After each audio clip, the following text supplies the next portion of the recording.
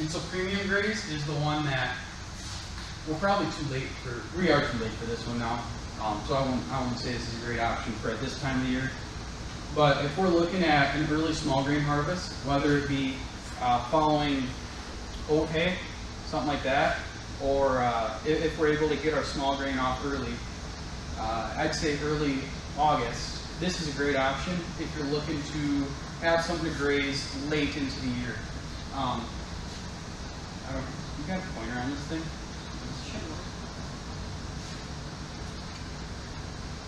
The bottom picture here is, I believe that was taken in late October, early November, and that just shows what we still got out there. Obviously, we still got a lot of tonnage that can be captured and put into our cows for feed late into the year. So really, really good for that. It's a very high quality mix too, so cows are going to perform pretty good on something like that. Something like our ranch hand. Ranch hand is our most diverse cover crop blend. As you can see, we've got 10 different species in there. It's predominantly warm season, so you're going to want to plant this about the same time as the last one. But this is going to be for somebody who's looking more for a diverse cover crop, improving soil health benefits, communicating with different microbes within the soil and organisms within the soil. This is really, really good for something like that. It's also really drought hardy. So as we start heading west, we see this one really start picking up in popularity also. And that's just because it's predominantly drought hardy species. High yielding mix also, like I had said on the last one. And I should say also, anything in these mixes will winter kill.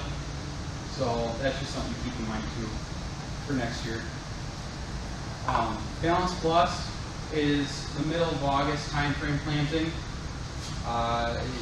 It's kind of similar to the last one, not quite as much tonnage, but a little bit simpler for somebody who's looking for, if we don't know if we're going to graze it, this is a great mix. Might graze, might not. This is something that, it's my go-to for before the 15th of August. Nutrient builder, similar, along the same lines for planting time frame, but it hones in on some different goals. So this is going to be for a guy who knows he's not going to graze, but he wants to capture nutrients in the soil, and he wants to fixate some nitrogen for next year. This is definitely on the popular blend or type of blend that we're going to use on PP acres that aren't going to be grazed. I like to make sure that this is planted before or after July 20th, and that's simply because any guy who has some tiled ground, we actually saw some getting in tile lines last year. Not something that I'd be too worried about, but anything planted before that, I'm just not going to recommend, just because we don't want to be digging up tile lines. That's kind of, it's a headache that we don't want to tackle if we don't have to. So we plant after that date, we're perfectly safe with the radishes, and there's a lot of potential here. The other thing I want to point out is this is a low carbon mix. Carbon's a big talk in the egg market right now, and even environmental industry, I should say. Putting carbon back into the ground versus up into the atmosphere. And this mix is low in carbon. So anything low in carbon is going to have low residue next year. Breaks down a little bit faster. The other thing on top of that too is it is a high nitrogen also. So when talking about carbon, it's all C to N ratio. You'll hear that in a lot of these soil health talks. And your C to N ratio, it really depends on your goal. A lot of guys that might be no-tilling for many, many years want a high C to N ratio, so more parts carbon than nitrogen. And that's just because it's going to leave more residue out there for next year. And something like that, where you got a lot of microbial activity, it's going to break down fast. The more microbial activity you have, the faster it'll break down. So that's why if you have more carbon, it's not going to break down quite as fast. You're going to have a little bit more soil armor, soil cover throughout the winter and early spring. This mix, low C to N, and that is just because the high legume, a lot of water in these plants.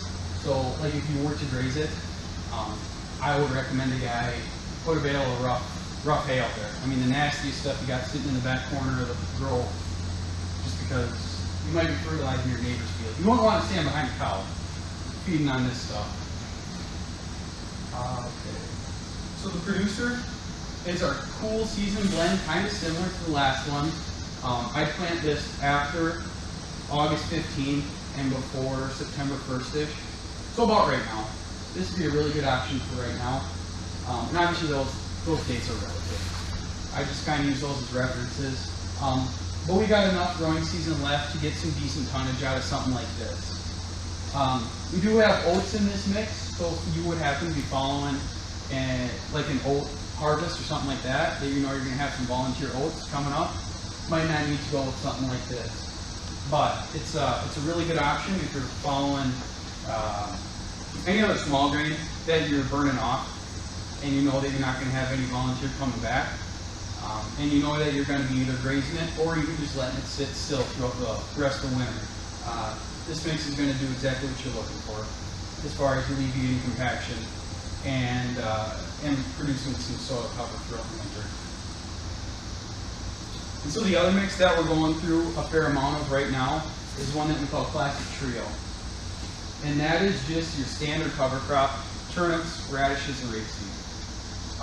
When somebody thinks a cover crop that doesn't know or isn't too familiar with it, this is one that they think of, something like this.